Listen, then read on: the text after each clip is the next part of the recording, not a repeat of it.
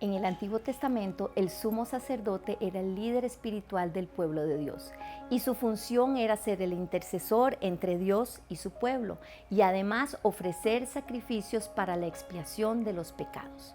Sin embargo, todo sacerdote terrenal estaba limitado por su propio pecado y por más que ofreciera sacrificios día y noche, ninguno de esos sacrificios sería perfecto. Realmente todo esto era una sombra de aquel sumo sacerdote que habría de venir, que sería el único que podía limpiar nuestros pecados de una vez y para siempre. Y ese es Jesús. Hoy nos encontramos estudiando Juan 17, en donde Jesús está en el jardín de Getsemaní. Ahí Jesús está intercediendo. Lo encontramos en su rol de sumo sacerdote. Primero intercede, primero ora y luego él sabe que lo que viene es su arresto, su injusto juicio y finalmente la cruz. Jesús en este momento está en su rol de sumo sacerdote, primero intercediendo para luego ir al sacrificio, que es cuando va a cumplir la voluntad perfecta de Dios Padre para poder redimirnos del pecado de una vez y para siempre. Y en esta oración podemos ver de cerca el corazón y la mente de Jesús en aquellos últimos momentos. Se le conoce como la oración sacerdotal de Jesús. Jesús ora por tres cosas. En primer lugar, ora por sí mismo, luego ora por los discípulos y finalmente ora por todos los creyentes. Cuando Él ora por sí mismo, Él pide ser glorificado, que significa recibir la máxima adoración y el más alto honor. Pero escucha lo que dice el versículo 1. Padre, ha llegado la hora. Glorifica a tu Hijo para que tu Hijo te glorifique a ti. O sea que el objetivo final de Jesús era exaltar al Padre, glorificar al Padre. Era totalmente secundario que Él estuviera solicitando la gloria que se merecía. Él estaba solicitando que se le devolviera su gloria hasta después de completar su trabajo en la cruz. Jesús ya de por sí había dejado su gloria a un lado, cuando Él, como nos dice Filipenses 2, se había humillado a sí mismo. Él, siendo totalmente Dios y totalmente humano, se hizo semejante a los hombres para no igualarse, ser como Dios. Hoy vamos a estudiar Juan capítulo 17, donde encontramos a Jesús orando. Y Jesús sabe que después de esta oración va a ser arrestado, va a ir a un juicio injusto y finalmente la cruz. Aquí encontramos a Jesús en su rol de sumo sacerdote, donde Él primero intercede y luego sabe que va a ir a ser sacrificado en ese sacrificio perfecto para cumplir la voluntad del Padre, de poder redimirnos del pecado, quitarnos el pecado de una vez y para siempre. Y en esta oración podemos acercarnos a ver la mente y el corazón de Jesús en sus últimos momentos. Jesús ora por tres cosas. Primero ora por sí mismo, luego ora por los discípulos y finalmente ora por los creyentes. Cuando Él ora por sí mismo, Él pide ser glorificado. Pero escuche lo que dice el versículo 1. Padre, ha llegado la hora. Glorifica a tu Hijo para que tu Hijo te glorifique a ti. O sea, el objetivo final de Jesús era exaltar al Padre. Era secundario pedir que la gloria que Él se merecía le fuera dada de nuevo. Él sabía que Él era el sacrificio perfecto y pedía que la gloria se le retornase una vez que Él hubiera cumplido el sacrificio en la cruz. Y por eso es que dice la Escritura que Dios lo exaltó hasta lo sumo y le otorgó el nombre que es sobre todo nombre, para que en el nombre de Jesús toda rodilla se doble, que está en el cielo, en la tierra y debajo de la tierra, y que toda lengua confiese que Jesús es el Señor.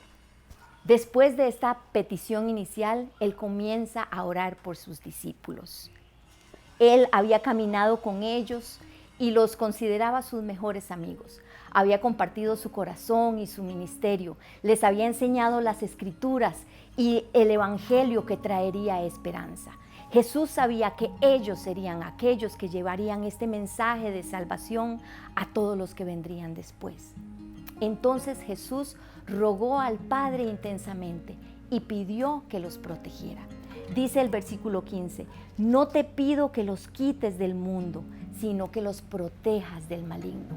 Jesús estaba orando que no fueran solamente protegidos de este mundo que los odiaría y los perseguiría por llevar este mensaje, sino que también fueran protegidos de aquel enemigo que ellos no podrían ver. También Jesús pidió que ellos fueran constantemente santificados por su palabra. Dice el versículo 17, santifícalos en la verdad. Tu palabra es la verdad. Esencialmente Jesús estaba pidiendo que ellos fueran santificados en su palabra para que esta palabra que Él les había impartido trajera frutos que los mantuviera con esperanza hasta el fin. Y en la última parte de esta oración, Jesús intercede por todos los creyentes. Y esta parte me emociona mucho porque aquí estamos vos y yo en la mente de Jesús. De la misma manera que Él había impartido la verdad a sus discípulos para que ellos fueran santificados, Jesús está pidiendo que esta verdad se expanda a todos para que en un momento como hoy, vos y yo pudiéramos conocerle a Él como nuestro Señor y nuestro Salvador y que también pudiéramos llevar esta esperanza a otras personas. En esta parte de la oración, Jesús se enfoca a orar por la unidad, que bajo el estandarte de su nombre, su verdad siguiera siendo ese vínculo que nos conectara. En este momento donde las diferencias culturales, sociales y políticas nos pueden llevar a vivir divididos y en constante pleito y guerra, lo que nos puede unir es la verdad del Evangelio, es la salvación en Cristo Jesús. Y esta unidad no solamente nos recuerda nuestra unión eterna con Él, con el Padre, sino que también es un testimonio para un mundo que observa. Dice el versículo 21, Padre, así como tú estás en mí y yo en ti, permite que ellos también estén en nosotros para que el mundo crea que tú me has enviado. Y más adelante en el 23 dice, permite que alcancen la perfección en la unidad y así el mundo reconozca que tú me enviaste y que los has amado a ellos tal como me has amado a mí.